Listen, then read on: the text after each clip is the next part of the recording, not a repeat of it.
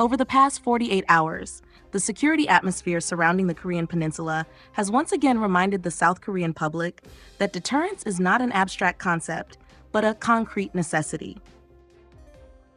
Political turbulence at home, combined with renewed rhetorical pressure from Pyongyang, has revived an old but unresolved question in Seoul. When escalation risk rises suddenly, what assets can guarantee credible, immediate, and autonomous deterrence? In this context, the Hyunmoo-5 ballistic missile is no longer a distant development program. It is increasingly perceived as a central pillar of South Korea's real, not theoretical, security architecture.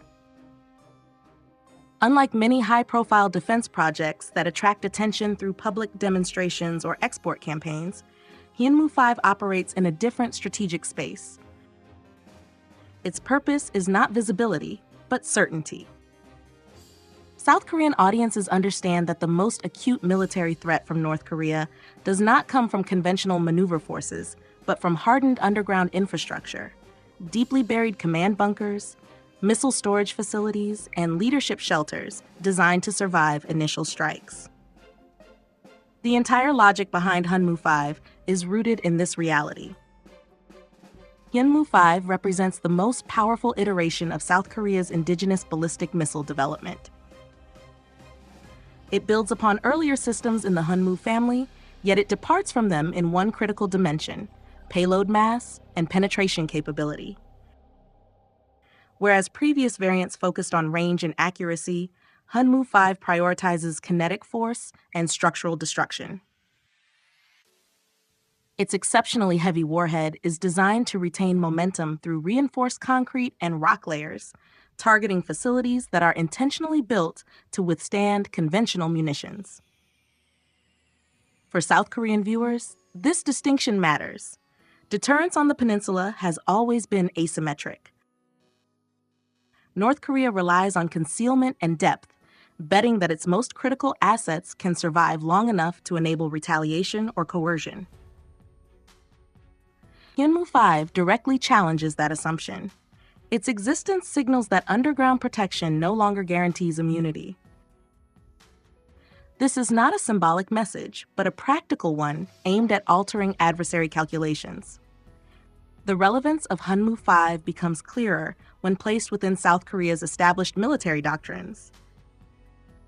The system aligns most closely with the Killchain concept, which focuses on preemptive strikes when imminent hostile intent is detected. In such scenarios, speed and certainty are decisive.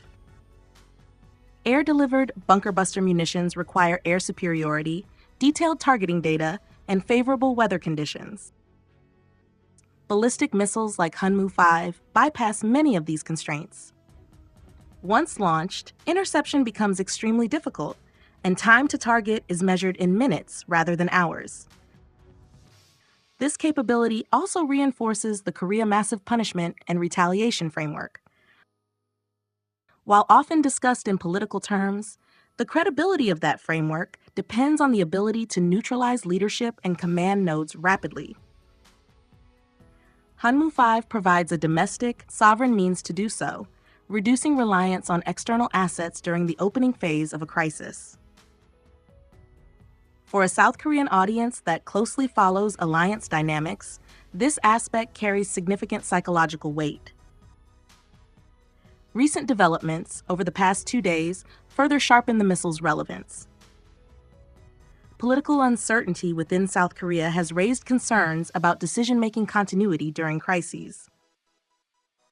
At the same time, North Korean messaging has once again emphasized hostility toward trilateral security cooperation involving Seoul, Washington, and Tokyo.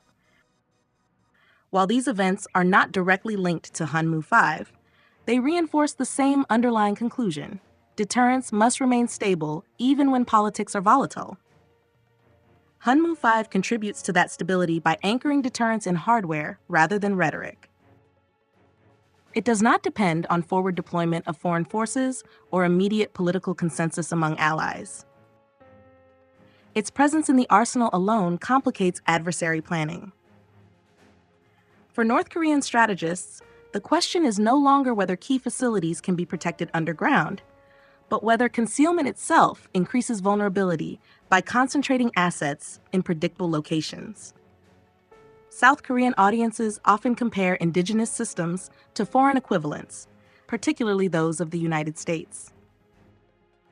While direct technical comparisons are rarely public, the conceptual parallel is clear.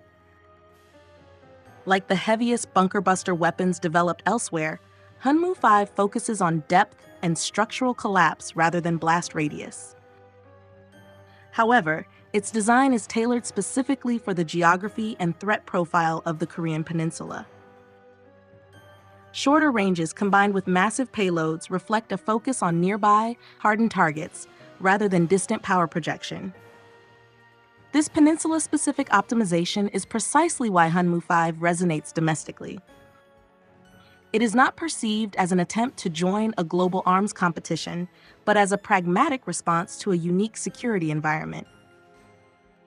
South Korea's defense industry has demonstrated increasing maturity across multiple domains, from air combat platforms to missile defense.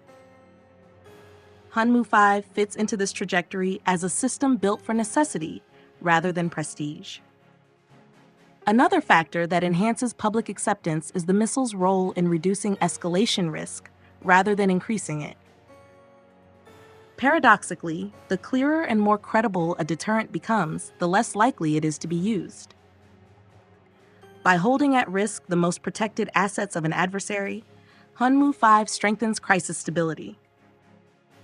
North Korea cannot easily assume that underground facilities provide a sanctuary from retaliation, which in turn discourages attempts at coercive escalation. The psychological impact of this shift should not be underestimated. For decades, South Korean public discourse has included anxiety over the vulnerability of Seoul to artillery and missile attack. Systems like Hyunmoo-5 do not eliminate that threat, but they alter the strategic balance by ensuring that any large-scale aggression would carry unacceptable costs for the attacker's leadership and command structure.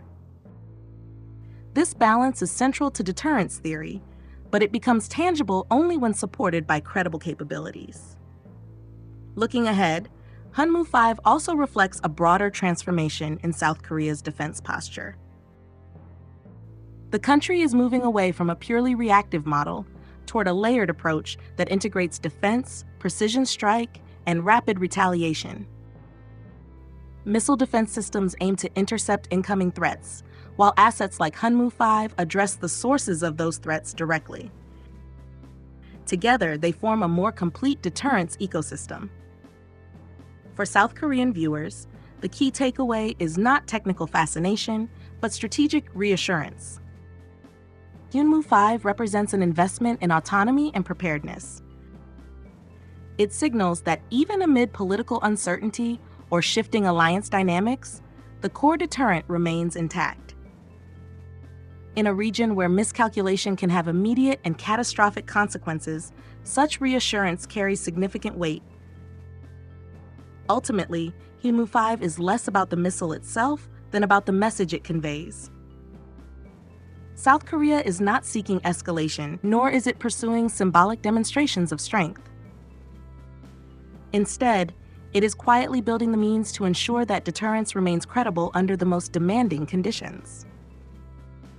In the volatile security environment of the Korean Peninsula, that may be the most responsible path forward.